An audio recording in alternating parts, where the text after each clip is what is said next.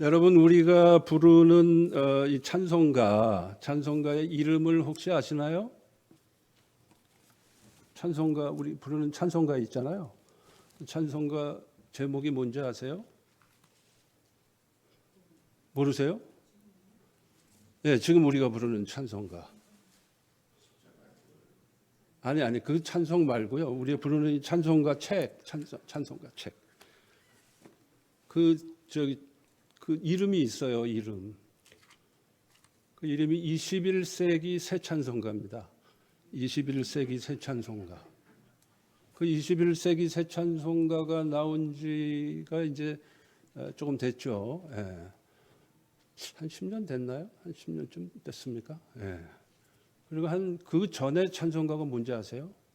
21세기 새 찬송가 전 찬송가. 우리 옛날에 부르던 거.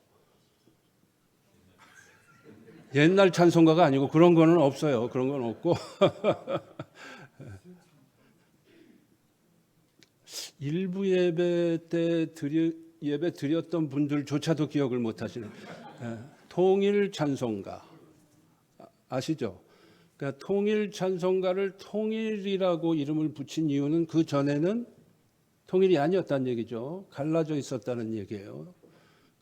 통일 찬송가가 지금부터 나온 지 한 30년 되는데 그 나오기 전에 찬송가 혹시 뭔지 아세요? 이제 슬슬 막히시기 시작하는데 통일 찬송가 전에 찬송가는 두 개예요. 한국 교계가 이제 크게 이제 보수 교단, 진보 교단으로 이렇게 이제 나눈다면 보수 교단에서 불렀던 찬송가는 새 찬송가입니다. 그 21세기 새 찬송가하고는 다른 거예요. 새 찬송가고 진보 교단에서 불렀던 건 개편 찬송가입니다. 개편 찬송가. 근데 그러면 그 전에는 또 갈라지기 전이 또 있겠죠. 그러니까 새 찬송가하고 개편 찬송가 전 찬송가 혹시 뭔지 아세요? 통일하고 비슷한 말인데 합동 찬송가, 합동 찬송가입니다. 제가 이제 찬송가의 역사를 조금 이 기회에 한번 짚어드립니다. 그런데 이제 역사를 이렇게 거슬러 올라가 보면은 우리 한국 교회 이제 초창기에 또 찬송가들이 여러 개가 있었어요. 그러니까 일제 강점기 때에 신편 찬송가라는 것도 있었고 신정 찬송가라는 것도 있었어요. 신정 찬송가는 당시 이제 진보 교단들이 편찬한 찬송가입니다. 그런데 그 신정 찬송가 안에 이상한 곡이 하나 있었어요. 제가 이제 이상하다 그러는 이유를 아시게 되는데 그 찬송 제목이 뭐냐면 금주가입니다. 금주가. 그러니까 술 마시지 말라는 노래예요. 근데 그게 찬송가 안에 있었다니까. 제가 오늘 성가대에 못 썼기 때문에 제가 그 1절만 제가 불러드리겠습니다. 금수강산 내 동포여 술을 입에 대지 마라 건강지력 손상하니 전치될까 늘 두렵다 마시지 마라 그 술 보지도 마라 그 술 조선사회 복받기는 금주함에 있나니라. 아무도 이 찬송 모르시는데 일부 예배 때 보니까 김은순 장로님이 아시더라고요. 그거 따라 부르시더라고요. 김은순 장로님께서. 아마 제 짐작에 우리 장로님 어린 시절에 아마 어른들하고 그 교회 다니실 때 같이 부르셔서 기억하시지 않나 싶어요. 근데 그 2절, 3절, 4절은 제가 안 부르고 가사만 제가 읽어 드릴게요. 패가 망신될 독주는 빚도 내서 마시면서 자녀 교육 위하여는 일전 한 푼 안 쓰려네. 3절 전국 술값 다 합하여 곳곳마다 학교 세워 자녀 수양 늘 시키면 동서 문명 잘 빛내리. 제가 그냥 자연스럽게 읽어드리지만 다 고식으로 돼 있던 가사들이에요. 4절 천부 주신 내 재능과 부모님께 받은 귀체, 귀체, 귀한 몸. 술에 돕기 받지 말고 국가 위해 일할지라 이렇게 되어 있습니다. 이게 말이에요. 이거 작사 작곡하신 분이 임배세라는 분인데 남자가 아니고 여성이에요. 1900년생이신데 임배세라는 분이 3.1운동이 있었던 1919년에 이화여전을 졸업을 하고 일찍 미국으로 유학을 와서 미국의 오벌린 대학이라고 있어요. 좀 작은 대학인데 명문 대학 중에 하나입니다. 그 오벌린 대학에서 성악으로 석사 학위를 받으신 소프라노 임배세예요. 근데 이분이 작사 작곡한 곡입니다. 이 금주가가. 그분은 미국에서 사셨어요. 뉴욕에서도 좀 사시고 주로 시카고에서 사시면서 교민으로서 활동하신 분입니다. 그러면 우리가 이제 질문이 하나 생기겠죠. 왜 여타 찬송가들하고는 완전히 동떨어진 이 곡이 그 당시에 일정 때 찬송가 안에 들어가 있었을까요? 그 이유가 있습니다. 복음이 본격적으로 한국에 들어온 때는 구한말 때입니다. 1880년대에 이제 선교사님들이 막 들어오는데 당시에 서양 선교사님들이 주로 이제 미국에서 제일 많이 들어왔죠. 미국, 캐나다, 호주, 뭐 영국 등지에서 들어왔는데 아시아에 들어와서 보니까 그 나라들이 가진 사회 문제들이 복음 전파하는 데 있어서 큰 걸림돌이 되고 있었습니다. 예를 들어서 중국은 마약과 마작이 큰 사회 문제였어요. 그래서 중국으로 들어간 선교사님들은 철저하게 마약과 마작을 끊게 했습니다. 그러니까 한국으로 들어온 선교사님들이 이렇게 보니까 한국 사람들이 술을 너무 많이 마시는 거예요. 술을 너무 많이 마시니까 이게 복음 전파에 큰 걸림돌이 된 것입니다. 그래서 당시의 선교사님들은 뭐 어느 교파 출신이든지 어느 선교단체 출신이든지 상관이 없이 한국에 온 선교사님들이 다 모여서 회의를 해가지고 우리는 철저하게 술 마시는 것을 금지시켜야 된다. 그래야 한국에 복음이 전파될 수 있다. 그렇게 하나의 정책으로 그렇게 한 겁니다. 그러다 보니까 그 흐름 속에서 바로 이 금주가가 요즘 같으면 금주가가 찬송가 안에 들어올 수가 없죠. 그랬는데 그 당시에 찬송가 안에 들어오게 된 것입니다. 그러면 우리가 또 하나의 질문이 생기게 되겠죠. 그럼 술 마시는 것이 죄냐 이거예요. 저는 술 마시는 것 자체를 죄라고 생각하지는 않습니다. 그렇게 믿지는 않아요. 때로는 술이 우리의 식탁을 풍성하게 하고 가족들 간에 오히려 더 어떤 기념일 같은 거를 할 때에 그 더 의미 있게 만드는 경우도 있어요. 우리가 결혼식 할 때 Let's make a toast 할 때 와인 그 하잖아요. 그런 건 다 필요한 거예요. 그러니까 그런 걸 보고 죄다 이렇게 생각하는 것은 너무 율법주의적인 사고라고 저는 생각을 합니다. 그런데 죄보다 더 심각한 것이 뭐냐? 죄의 뿌리요 본질인 죄성입니다. 죄성, 그러니까 영어로 sinful nature라 그래요. 죄된 본성. 그게 사실은 진짜 심각한 거예요. 죄라고 하는 것은 행위요 결과입니다. 그러나 그 행위요 결과인 죄의 뿌리는 죄성입니다. 죄성. 술을 마시는 것 자체가 죄는 아니지만 우리의 죄성 속에서 우러나오는 절제하지 못하는 것은 죄입니다. 그러니까 절제하지 못하는 것이 죄지 술을 한 잔 마시는 게 죄는 아니에요. 그럼 우리가 구별할 줄 알아야 성숙한 신앙인이 되는 것입니다. 돈을 버는 게 죄인가요? 아니죠. 돈을 버는 것은 죄가 아니에요. 그러나 돈을 탐닉하는 건 죄입니다. 왜? 그것은 절제의 문제니까. 그건 죄성과 직결되는 얘기가 되는 것입니다. 야고보서에는 오늘 우리가 읽은 이 야고보서에는 행함의 서신이라는 별명이 붙어 있습니다. 오늘 본문은 특별히 사람을 차별하는 인간의 죄성에 대한 도전의 말씀이에요.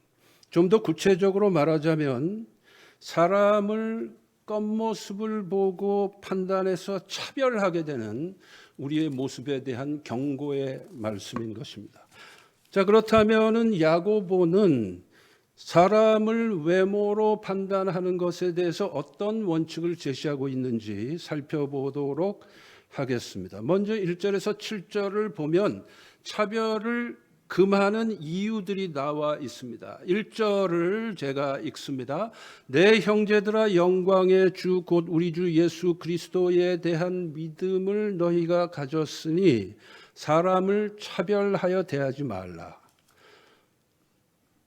방금 우리가 읽은 이 번역은 개역 개정판입니다. 본래 이전 성경인 개역 성경에 보면 사람을 차별하여 대하지 말라 대신에 사람을 외모로 취하지 말라 이렇게 돼 있어요. 영어 성경 NIV로 보면은 Don't show favoritism 이렇게 돼 있습니다. 즉 개역 개정판이 NIV에 더 가깝게 번역이 되어 있음을 우리는 볼 수 있습니다. 모름지기 예수 믿는 사람이라면은 사람을 절대로 차별하면 안 됩니다. 사람을 차별하는 그런 의식이 내 속에 있다 그거는 죄성이 작동하고 있는 거예요, 나에게. 그러니까 사람을 절대로 차별하면 안 돼. 특별히 우리 신앙인들은 사람을 차별하지 않는 훈련을 해야 됩니다. 사람을 누구나 동등하게 대할 수 있는, 남을 나처럼 대할 수 있는 그런 걸 훈련해야 돼요. 잉글로 다운타운에 가면 우리 이내경 권사님 잘 아시던데요.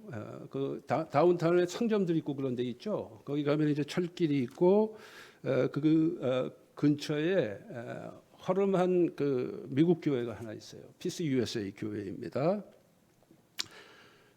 그런데 그 교회에서 이제 잉글로드 클립스 쪽으로 언덕으로 이렇게 팰리세이드 애비뉴 따라서 이제 쭉 올라가잖아요. 올라가다 보면 언덕 중간에 오른쪽 편에 큰 석조 건물 교회가 하나 나옵니다. 아주 멋있는 교회예요. 거기도 이제 잉글로드예요. 좀 더 올라가 이제 잉글로드 클립스가 되는데 그 교회도 피스 USA 교회입니다.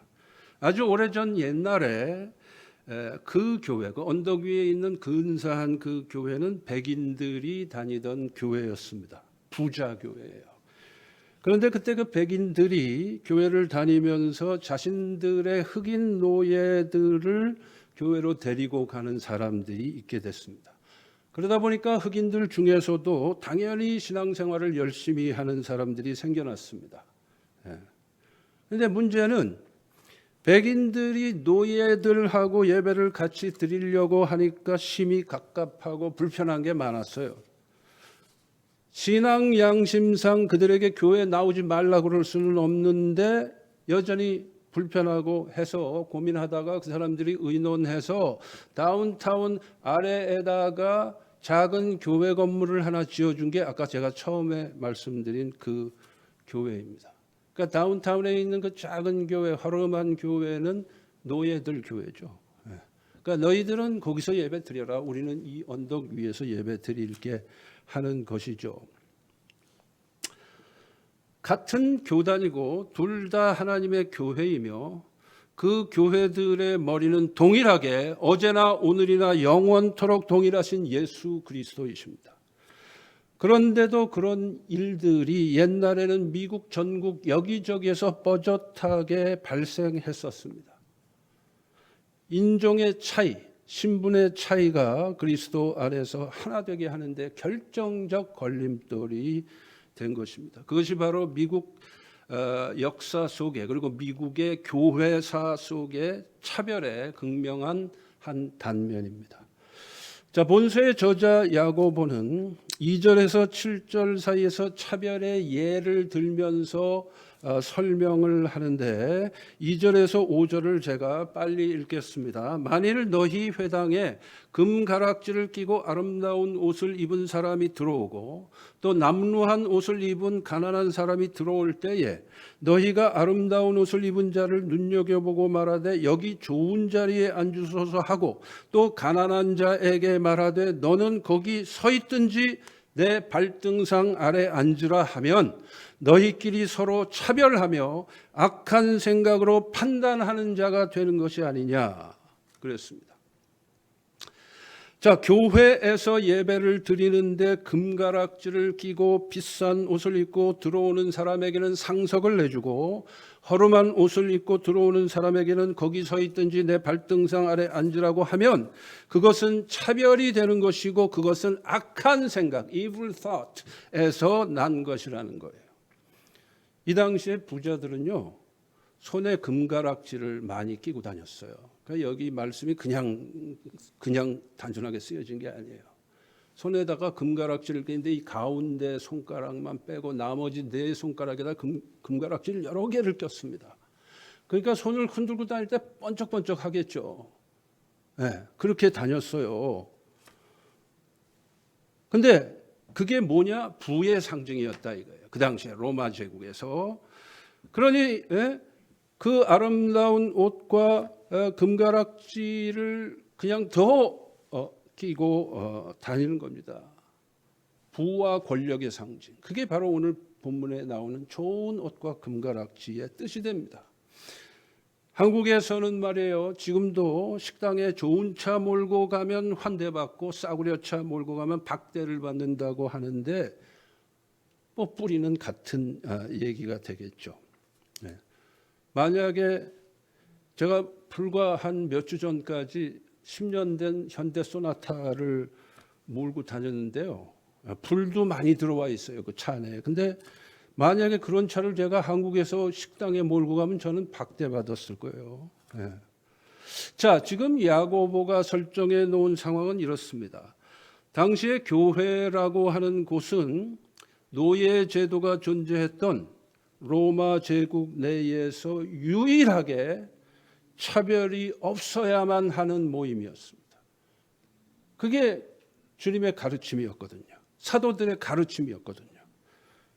왜냐? 교회 안에는 주인도 없고 노예도 없고 상전도 없고 미관 말직도 없고 교회의 머리이신 주 안에서 우리는 다 형제 자매다. 그렇게 가르치는 유일한 곳이 교회였습니다. 로마 제국 그 안에서. 그런데 이때는 초대교회 시절, 아직 교회들이 어설프던 때입니다. 이 당시 교회 안에는 소위 상류층 사람들보다는 하층민들이 훨씬 더 많았습니다. 그런데 어느 주일날 하층민 출신의 형제가 예배 안내를 보던 중에 자기 주인이 이제 처음으로 신앙생활을 하려고 자기가 다니는 교회당 안에 걸어 들어오는 거예요. 이런 경우에 자기 상전이 교회에 들어오는데 좋은 옷을 입고 금가락지들을 번쩍번쩍 끼고 그러면서 우아하게 들어옵니다. 그러니까 이 사람이 이렇게 생각한 거예요. 이런 황송한 경우가 어딨나. 어떻게 우리 주인님이 이렇게 누추한 곳을 다 오시나 싶어서 가장 상석으로 안내를 합니다. 그런데 그 안내가 딱 끝나자마자 그 주인을 모시고 왔던 같은 집의 동료 노예가 막 따라서 들어옵니다. 그래서 안내 보던 그 사람이 말합니다. 야야, 너는 저기 뒤에 가서 조용히 서서 예배드려. 그게 오늘 본문의 내용이잖아요. 그렇죠?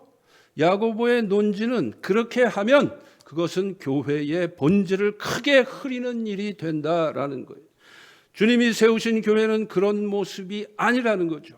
모든 사람이 하나님의 자녀요 주의 제자들이며 서로에 대해 서로는 형제 자매이므로 교회 안에는 빈부, 귀천, 지위, 고하가 있을 수 없다라는 거예요. 아주 파격적인 발상입니다. 그 당시에 로마 제국에서 어떻게 그런 생각을 할 수 있으며 그런 것을 가르칠 수 있는, 이건 파격적인 거예요. 근데 교회는 그걸 했습니다. 물론 제대로 실천되지 않았기 때문에 이 말씀이 있는 거겠지만 적어도 교회는 그런 방향으로 나가야 된다는 것을 주님도 가르치셨고 사도들도 가르쳤습니다. 구한말 한국의 초대교회 시절에도 비슷한 일들이 있었어요. 머슴이 먼저 예수 믿고 장로가 된 교회에 그 머슴의 주인이 나중에 예수 믿고 장로인 그 머슴에게 성경을 배우는 일들이 간간히 있었습니다. 그게 교회의 아름다운 모습이면서 그것을 감내하지 못해가지고 저 사람들이 교회에서 주인 노릇하는 걸 우리가 양반인데 어떻게 말이 돼? 그리고 막 목사님하고 논쟁을 하다가 양반들끼리 교회를 갈라나가갖고 세운 그런 교회도 있어요. 한국 교회 역사에 보면. 묘동교회인가 하여간 그런 종로에 있었던 교회가 그렇게 갈라졌다가 나중에 그 양반들이요 회개하고 다시 합칩시다 그래갖고 도로 합친 사례도 있어요.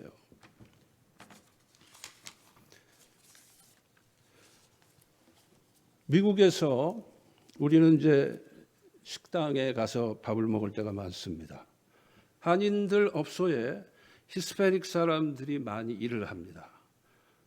여러분 절대로 그 히스패닉 사람들 저학력자고 힘든 일 한다고 차별하지 마세요. 히스패닉 사람들에게 한국말로 야야 이런 소리 절대로 하면 안 돼요. 제가 마켓이나 식당 같은 데 갔을 때 가끔 들었습니다. 한국인 직원들이 히스패닉 직원에게 막말하는 것을 들은 적이 있어요.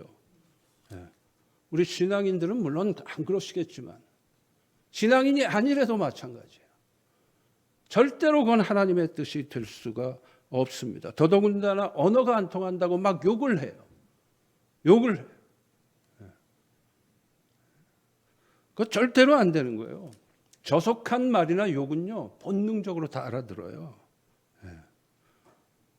옛날에 제가 그 사우디아라비아 그 건설 현장에서 그 엔지니어로 일할 때 보면은요, 우리 한국인 노동자들이 태국 사람들, 파키스탄 사람들 같은 노동자인데 막 일을 시키면서요, 막 욕을 합니다. 근데 욕은 빨리 배워요. 빨리 배워요. 그 태국인 노동자들, 파키스탄 노동자들이 막 억울하다 그러면서 우리 엔지니어들한테 와서 막 하소연할 때 말은 안 통하는데 막 욕을 하더라고. 욕은 빨리 배우니까. 그만큼 직격탄으로 오니까 그런 거거든요. 절대로 어느 누구든지 사람 무시하지도 말고 차별하지도 마십시오. 아멘입니까? 아무리 세상 사람들은 그렇게 살아도 신앙인들은 그걸 거슬러 세상과는 거꾸로 살아야 됩니다. 그것이 올바로 사는 거예요. 믿으십니까? 학벌 때문에 사람 차별하지 마세요. 돈 때문에 사람 차별하지 마세요. 10년 넘은 소나타 몰고 다닌다고 차별하시면 안 돼요. 물론 뭐 미국에서는 안 그렇지만. 그래서 제가 얼마 전에 고장이 하도 나서 처분하고 혼다 CR-V 샀습니다. 일본 차 몬다고 또 차별하지 마시고.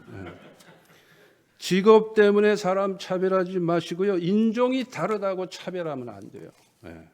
영어 못한다고 차별하지 마시고, 용모 못생겼다고 차별하지 마세요.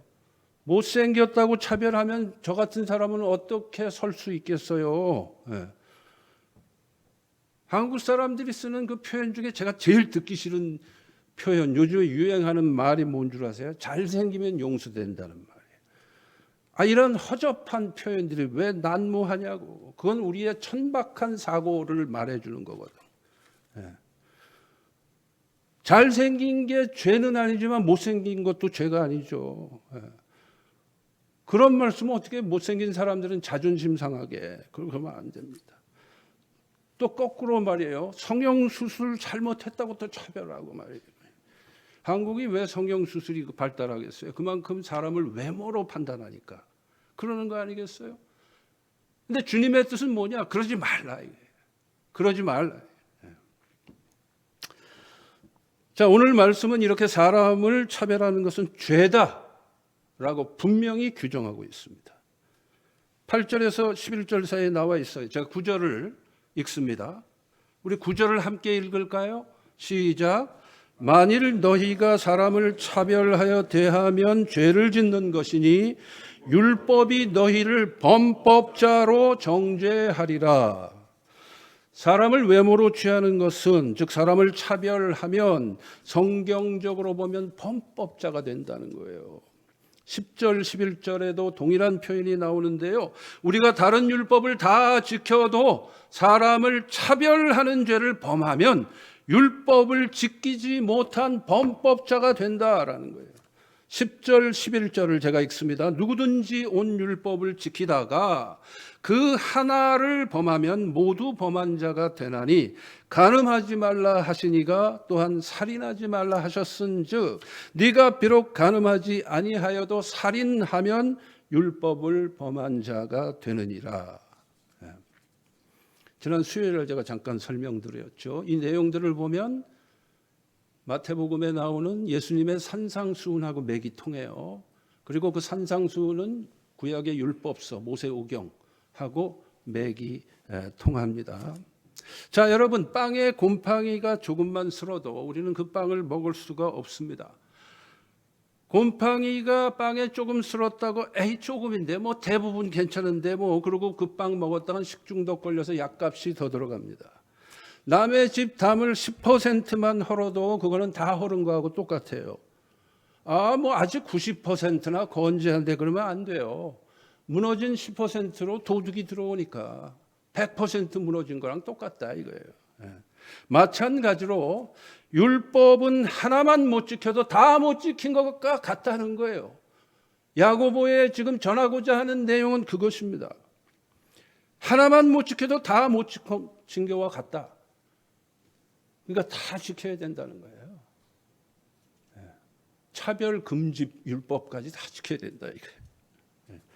한 번은 제가 한국에 갔다 오는데 말이에요. 미국으로 돌아오는 비행기를 탔는데 뭐 티켓에 제 좌석이 있으니까 그 좌석 따라서 이제 이렇게 와서 앉으려고 보니까 뭔가가 분위기가 좀 이상해요. 그 주위를 이렇게 둘러보다가 이렇게 자리에 딱 앉아서 보니까 이게 웬일입니까? 제가 비즈니스석에 똑 앉아 있는 거 아니에요? 저는 분명히 이카노미로 끊었는데 비즈니스석에 제가 앉아 있더라고. 그러니까 순간 좀 정신을 못 차렸죠. 너무 황홀해가지고. 그러니까 떨리는 가슴을 진정을 하고 곰곰이 생각을 해봤어요. 왜 대한항공에서 나한테 이렇게 페이버를 줘서 비즈니스석으로 바꿔줬을까? 가만히 생각을 해보니까 딱 짚히는 게 하나 있더라고요. 온라인으로 티켓팅 할 때 거기 호칭을 이렇게 체크하는 난이 있어요. 호칭, 미스터, 뭐 미시스, 뭐 미스하고 이렇게 호칭 체크하는 난이 있거든요. 근데 이제 저는 이제 목회자니까 그 타이틀에 보니까 레버런드, REV가 있어요. 호칭에. 그러니까 제가 그걸로 해서 티켓을 끊었거든요. 그러니까 저한테 비즈니스석을 주었을 그 이유는 딱 짚히는 게 그거 하나밖에 없어요. 그래서 제가 그때 이후로 한동안 티켓팅 할 때마다 계속 레버런드 호칭으로 제가 붙이면서 티켓팅을 했는데 그때 이후로 한 번도 비즈니스석에 앉은 적이 없습니다. 예. 그런데 어느 날 또 티켓팅을 하다가 또 그런 생각이 들더라고요. 야, 이것도 어찌 보면은 이게 현재 나의 조건을 이용하는 거고 결국은 비행기 안에 많은 사람들을 내가 나의 직분을 이용해서 지금 역차별하고 있는 게 아닌가. 그런 생각이 들었습니다. 그 목사님들이 다 그런 게 아니고 이 임 목사가 그런 거예요. 아니 뭐 목사 타이틀이 뭐 비행기 티켓팅 할 때 유리하게 써먹으라고 하나님이 주신 직분이 아닐 텐데 그저 목회 잘 하라고 하나님께서 주신 직분인데 그만 제가 잔머리를 너무 굴려가지고 그런 일이 벌어진 거거든요. 가만히 생각해 보니까 하나님께서 그러셨을 것 같아요. 야, 너 너무 공짜 좋아하지 마라. 목사라는 직분은 특혜나 누리라고 준 게 아니다. 그 생각을 한 다음부터는 제가 티켓팅할 때 레버런드 안 합니다. 요즘엔 항상 미스터로 합니다. 제가 미스터로. 자, 그러면은 그때 이 임 목사가 뭐를 망각하고 있었을까요? 제가 망각한 게 뭐냐면 긍휼의 법이에요. 긍휼의 법. 오늘 본문에 나오는 긍휼의 법.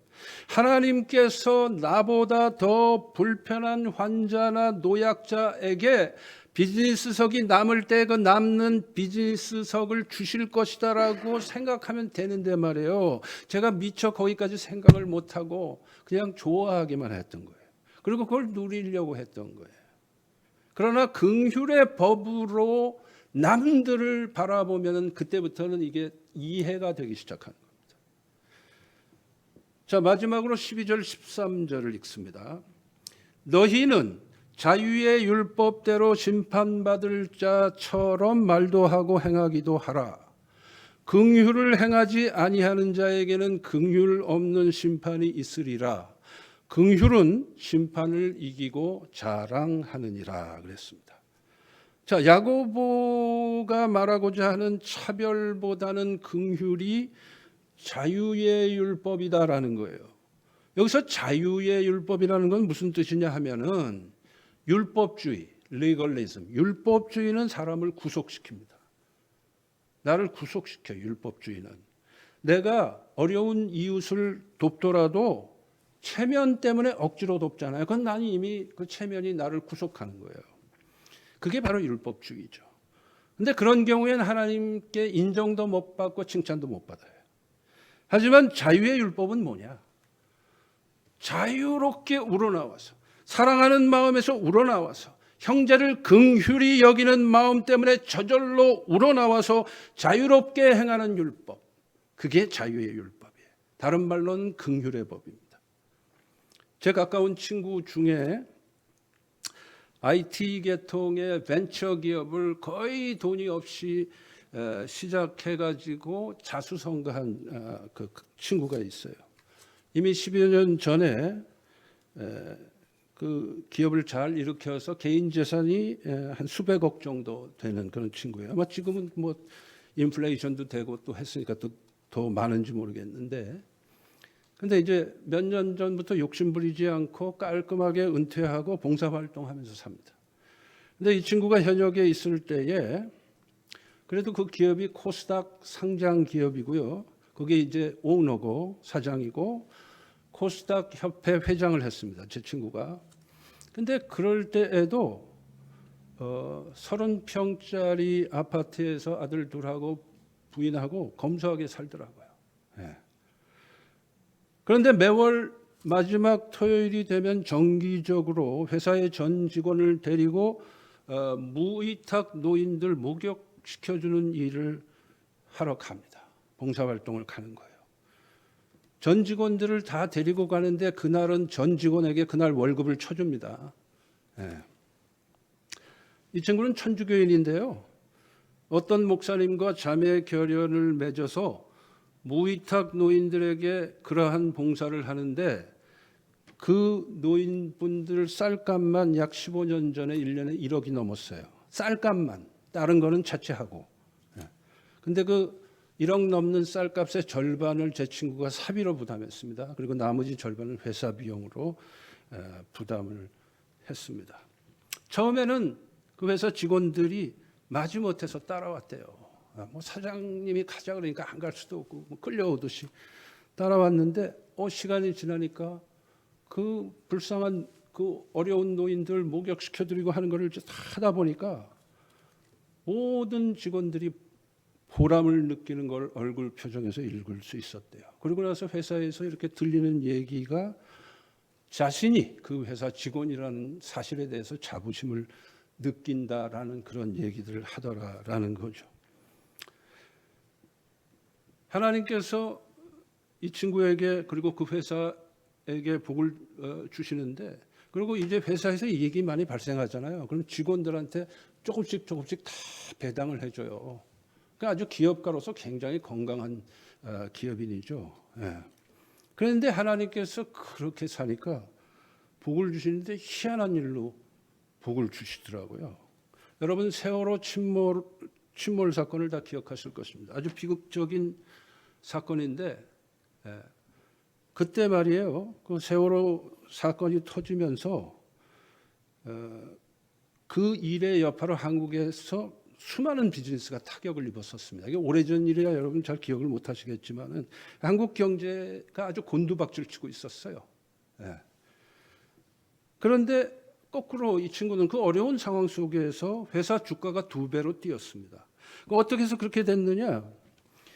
그때까지 수년에 걸쳐서 정부를 상대로 이 회사에서 IT 계통 회사니까 국가안전통신망을 구축해야 급작스런 재난이 닥쳤을 때 신속하게 대처할 수 있다라는 것을 정보통신부에 계속 프로포즈를 냈어요.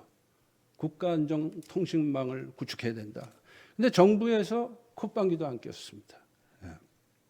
그랬는데 세월호 사건이 딱 터지면서 정부에서 거꾸로 역제안을 해온 거예요. 옛날에 당신 회사들이 얘기한 거 그거 국가안전통신망 하자. 그리고 역제안이 오는 바람에 주가가 2배로 갑자기 뛰어버렸어요. 참 희한한 일이잖아요. 그죠? 우연일까요? 수요 예배 나오신 분들은 정답을 알아요. 우리 신앙인들에게는 우연이 없단 말이죠. 필연이죠. 하나님의 섭리 가운데서 다 일어나죠. 그렇죠? 남을 긍휼히 여기는 자는 하나님께서 그 사람을 긍휼히 여기신다라는 것의 한 예죠. 그렇죠? 마태복음 산상수훈에도 나오잖아요. 긍휼히 여기는 자는 복이 있나니 저가 긍휼히 여김을 받을 것이미요. 오늘 이 야고보서의 말씀하고 맥이 통하잖아요. 그렇죠? 말씀을 들으셨으니까 지금부터 훈련을 해야 돼요, 우리가. 여러분이 매일매일 일상생활 속에서 어느 누구를 만나든지 그 사람의 겉모습을 보고 사람을 판단하지 마세요. 그건 뭐예요? 그렇게 하면 뭐라고요? 범법자가 되는 거라고. 절대로 그러지 마세요. 모든 사람은 하나님의 형상을 본떠서 만들어진 귀한 존재들입니다. 어느 누구를 대하든지 나와 똑같이 대하시면 돼. 나와 똑같이 대하시오. 주님께서도 비슷한 말씀을 하셨잖아요. 누구든지 남에게 대접받고자 하는 대로 남을 대접해 주라. 그걸 뭐라 그래요? 골든 룰, 황금률이라고 해요. 황금률. 아주 황금처럼 귀한 율법이다 그 말이에요. 골든 룰. 그러니까 어느 누구를 바라보든지 나 자신을 보듯이 보라는 거예요. 내 이웃을 내 몸과 같이 사랑하라. 다 거기서 나오는 거예요. 골든 룰에서 나오는 거예요. 그러면은 차별 안 하게 돼요.